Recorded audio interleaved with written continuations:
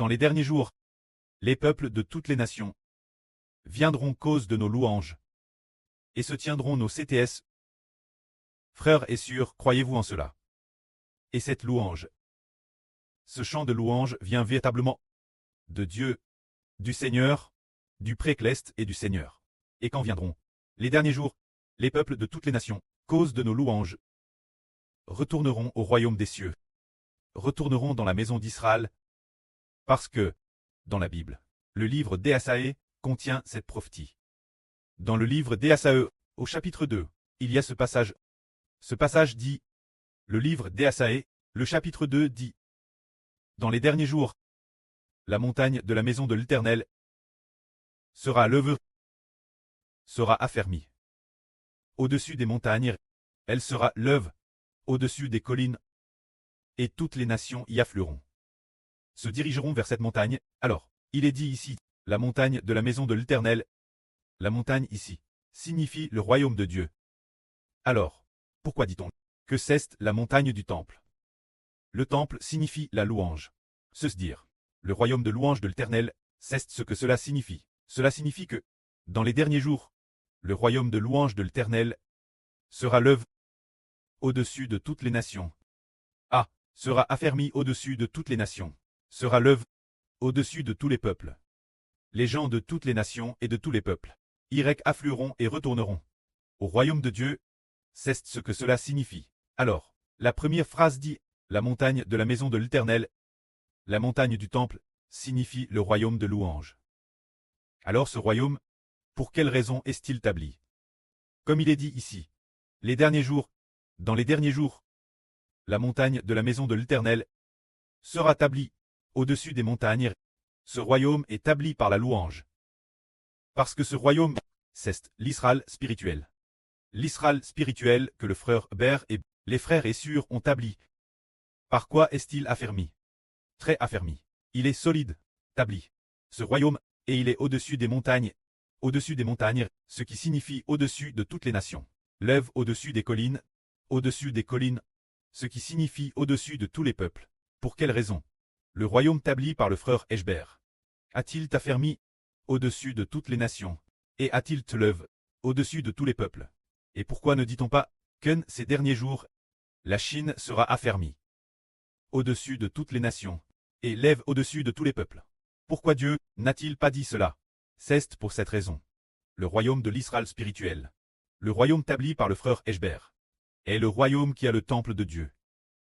Se dire parce qu'il y a le royaume du temple de l'Éternel Dieu. C'est pourquoi le temple de Dieu, au sein d'Israël, le saint temple de Dieu, au sein d'Israël, est donc lève au-dessus de toutes les nations, et affermi au-dessus de tous les peuples. Se dire qu'il y a le temple, ce temple, qui est notre corps comme temple. Alors chacun est une pierre du temple, et cette pierre appelle une pierre pour louer Dieu. Appelle une pierre vivante, et aussi pour toujours et jamais. Louer Dieu et une pierre de louange au Seigneur Christ. C'est pourquoi ce royaume est affermi au-dessus de toutes les nations. Alors, puisque ce royaume est un royaume de louange Dieu, c'est pourquoi il est dit ici. Les gens de toutes les nations, afflueront. Se dire toutes les nations et tous les peuples vont y affluer vers le royaume spirituel d'Israël. Tout cela cause de la louange. Par conséquent, une voix dit ceci. Des peuples nombreux viendront et diront, venez, montons la montagne de l'Éternel, la maison du Dieu de Jacob. Iralé. Or, Jacob est le frère Hébert. Le temple de Dieu, se dire le frère Hébert et les frères Essur, qui deviennent le temple de Dieu. Alors, quel genre de personnes deviennent le temple de Dieu? Ceux qui ont une bouche pour louer Dieu sont le temple de Dieu. Se dire avec les plus beaux chants. Pour louer, les enfants de notre Précleste l'Éternel deviennent le temple de Dieu. Car la Bible prophétise ainsi. Dans l'Apocalypse, ce nourrisson semble être comme dans les psaumes. Dans le psaume 8, c'est la même chose. Le psaume 8 prophétise, propos d'un nourrisson en disant « Cause de tes adversaires. Par la bouche des enfants et de ceux qui sont la mamelle, tu affonds ta louange pour imposer le silence l'ennemi et au vindicatif. Erduit au silence, c'est dire que le Précleste l'Éternel veut de la bouche de ce nourrisson. Ce nourrisson, qui est le frère Hébert, et tous les frères Essur, ainsi que les enfants de la nouvelle terre, qui deviennent ce nourrisson. Dieu veut de la bouche de ce nourrisson recevoir la louange, pour imposer le silence l'ennemi et au vindicatif. Réduit au silence, alors pensons ce royaume. Si nous n'avons pas, bien, pratique la louange, si nous n'avons pas bien, de toutes nos forces, la GR16 de la louange, bien pratique, ce serait vraiment comme si nous manquions notre propre devoir. Car ce royaume est un royaume de louange, nous comprenons donc que tous ceux qui sont appelés ensemble le sont pour louer Dieu, et sont venus aussi pour l'évangile. Ceci dire qu'il y a deux missions. L'une est pour l'évangile, pour que les gens obtiennent la vie éternelle. Un autre est pour louer le précleste, et pour louer le Seigneur. En fait, dans la louange, l'évangile est aussi proclamé, parce qu'auparavant, il y a des ânes sur Rebecca. Dans un RVE, partout où elle allait, elle prêchait l'évangile par le chant. Il y a des ânes sur Rebecca. Ne savait pas non plus comment le chant pouvait prêcher l'évangile. L'évangile, c'est le Seigneur Jésus-Christ et le frère Eschber. Ils savent que maintenant, dans nos chants, tout est proclame au nom du Seigneur Christ. Et prêche aussi que le frère Ashber est le Fils de Dieu et du Seigneur. Prêchant que le précleste et le Seigneur on donne la promesse, et de merveilleuses bénédictions, au frère Ashber. C'est pourquoi, partout où l'on va, on chante, et sans s'en rendre compte, quelqu'un demandera, qui est le frère Ashber? Comment se fait-il que Dieu et le Seigneur l'aiment autant? Alors certains frères et sœurs qui chantent, et répondront, le frère Ashber est le Fils de Dieu. Il a d'abord grandi dans le sein d'une femme. Mais plus tard, on a découvert qu'En Ralit, Dieu et le Seigneur l'avaient discrètement placé dans le sein de la femme. Tout comme Marie la MER du Seigneur. Le précleste Jova appela le Seigneur dans le sein de Marie. Et celui qui est N ensuite, ce frère Ashber, est le Fils de Dieu et du Seigneur. Le suivre, c'est cela la justice. Ainsi, beaucoup de gens ont cru. Aujourd'hui, nous parlons de la louange. Nous pouvons y réfléchir. Le précleste l'année dernière. Le 14 septembre. Se dire le 14 septembre 2025. A dit Eschber. Nous sommes le royaume de la louange. Plus tard, le pré a répété, vous devez me louer. Je vous ai DJ accord la GR16 de la louange. Vous devez me louer. Une nation sainte de rois et de prêtres. Le pré a encore dit, vous devez me louer. Je suis le Dieu Tout-Puissant, Jova. Il s'agit de louer le précleste Jova. Plus tard, nous avons aussi compris qu'il faut également louer le Seigneur Jésus-Christ. C'est cela. Le royaume de la louange que le pré a donné les enfants d'une nation, puisque c'est le royaume de la louange. Ce royaume, tant le royaume de la louange. Est-ce que tous les enfants de cette nation doivent savoir louer, frères et sœurs? C'est le royaume de la louange. Est-ce que tous les enfants de la nation entière sauront louer? Alors, qui va enseigner la louange? Tout d'abord, le chef de la nation. Le souverain sacrificateur, le frère Ashber, l'enseignera. Ensuite, les frères et sœurs Clest l'enseigneront. Ainsi, nous, un groupe de précieux frères et sœurs, ne devrions-nous pas bien pratiquer la louange? Les gens de toute la nation doivent passer par nous pour apprendre à louer. Alors, si nous chantons faux, par exemple, si un frère, lors de la louange, chante sur le ton de la promesse, et chante faux, ou chante sur le ton de la louange, et chante faux aussi. Alors, ceux qu'il conduit, ce groupe de frères et sœurs chantera entièrement faux.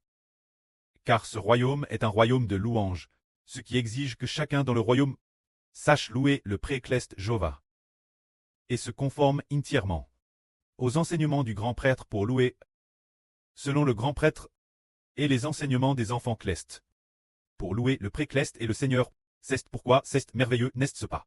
Pensons l'avenir, dans le nouvel univers et la nouvelle terre, les enfants d'un royaume d'une Madame Voix, pour louer le précleste, comme ce sera grandiose. Les enfants d'un royaume, sur la mer de verre, avec les harpes de Dieu, tenant les harpes de Dieu, d'une seule et Madame Voix, pour louer le précleste et le Seigneur.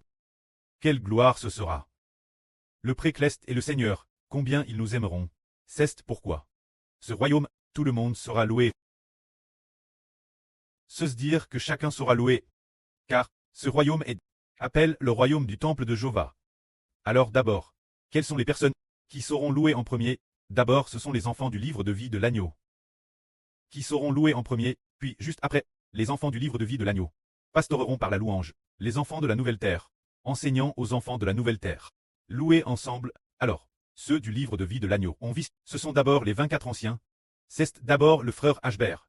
Et puis, il enseigne aux 24 anciens, bien est-ce, il enseigne au surclest s'unir. Il enseigne aux 24 anciens, et enseigne aussi aux 144 personnes. Avec des chants aux mélodies magnifiques. Louez Dieu, et ces chants viennent de Dieu. Viennent du Seigneur. Ainsi, notre louange plaira au prêtre et au Seigneur. Un jour, le mois dernier, le frère Ashbert a dit dans le Saint-Esprit cette phrase: Ah, moi, l'instrument que j'ai connu avec toi.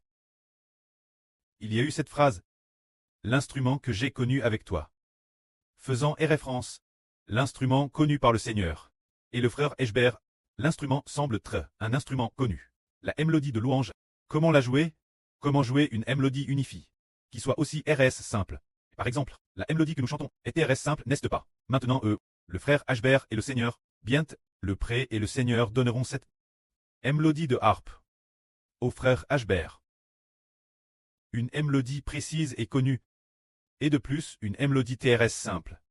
Quel point simple? Simple au point qu'en touchant la harpe, on sache en jouer en environ 3 jours. Et madame, ceux qui ont quelques bases pourraient juste toucher la harpe et savoir en jouer après seulement une demi-heure. C'est TRS bien, parce que les exigences de ces chants de louange ne sont pas la complexité, mais la simplicité et la beauté. Une mélodie unifie, la fois simple et belle, au point que madame un enfant de 3 ans, parmi nous, en l'écoutant, se joindrait nous pour louer, avec une voix belle et puissante. Et des chants unanimes. C'est ainsi que cela plat au précleste. Nous voyons que les royaumes du monde ont de très nombreux chants, mais pas de mélodie unifiée. Pourtant nos chants, si l'on fixe ce ton, par exemple le ton de louange, si l'on doit chanter le ton de louange, alors la mélodie est toujours la madame, peut-être que les paroles sont juste plus ou moins longues. Et si l'on fixe le ton de la promesse, la mélodie est celle du ton de la promesse. Que ce soit le ton de gloire ou d'autres tons, la mélodie ne changera pas. Ainsi donc, lorsque nous chantons des louanges, ce n'est pas selon notre propre volonté, mais selon la mélodie exacte. Selon la mélodie exacte, c'est ainsi que c'est bon. Parce que, aujourd'hui, le frère Ashbert a entendu. Tiens, pourquoi quand les surlouent, pourquoi la mélodie est-elle beaucoup plus lente? C'est de dire que le ton de louange, la mélodie est un peu lente, presque proche de celle du ton de la promesse. Cette lenteur s'écarte de la mélodie exacte. Car nous ne devons pas seulement plaire nous aime, mais quelle que soit la mélodie que Dieu donne, nous devons la suivre. Si nous la modifions de notre propre chef, le précleste nous réprimandera certainement. Nous ne pouvons pas modifier la mélodie du ton de louange, ni modifier la mélodie d'autres tons. Selon la mélodie originelle, la dure, se dire comment cette mélodie doit être chante, il faut la chanter selon la mélodie d'origine. On ne peut pas la prolonger ou la raccourcir. Ainsi, ce ne serait pas convenable. Car cette mélodie, n'est-ce pas, donne par l'homme. Elle est donne par Dieu et le Seigneur. Que la gloire soit auprès et au Seigneur. Amen.